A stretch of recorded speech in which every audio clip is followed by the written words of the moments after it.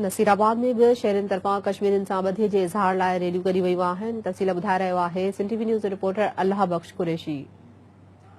जी नाज़रीन, बिल्कुल अॼु पूरे मुल्क जी नसीराबाद में भी कश्मीरी अवाम सां यकजहतीअ लाइ मुख़्तलिफ़ रैलियूं कढियूं वयूं आहिनि।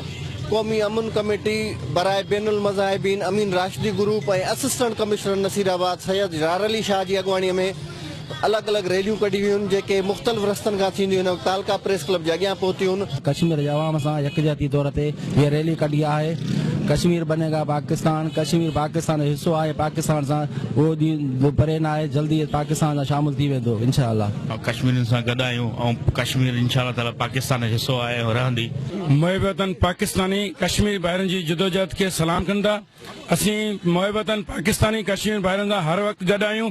NPCI जा 15 लाख मेंबर कश्मीर भाइरनि सां गॾु आहिनि ऐं इंशाअल्लाह ताला उहो ॾींहुं परे न आहे जीअं कश्मीर जी आज़ादी हूंदी। योम यकजहती कश्मीर ते सभ खां पहिरियों असीं इंडिया जी जेकी रियासती दहशतगर्दी आहे कश्मीरनि जे मथां उनजी सख़्त लफ़्ज़नि में मज़बत कयूं था ऐं अक़वाम मुत्तहिदा ऐं इंसानी हुकूकनि जा जेके बि इदारा आहिनि उन्हनि खां इहो सख़्तु मुतालबो था कयूं त भारतीय दहशतगर्दी जो नोटिस वठनि। अॼोकी असांजी ये रैली कश्मीर जी यकजहती जे लाइ आहे। असां आलिमी इदारनि खे ॿुधाइण था चाहियूं त कश्मीर ते जेको गुज़िरियल केतिरे सालनि खां ज़ुल्म थिए थो उहो बंदि कराइनि, उन नोटिस वठनि ऐं कश्मीर खे पंहिंजे हक़ खुद इरादत ॾियारनि। जेसिताणी कश्मीर आज़ादु न थींदो तेसिताणी असां इहे जिदोजहद जारी रहंदी।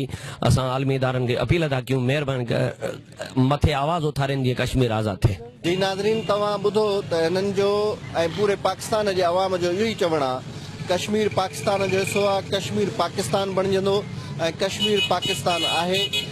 इंडिया जी जारियत क़बूल न कई वेंदी जेसीं ताईं कश्मीर मां हिंदुस्तानी जारियत ख़त्म नथी थिए। कैमरामैन सजाद कलोड़ो सां गॾु अल्लाह बख्श कुरैशी, सिंध टीवी न्यूज़, नसीराबाद।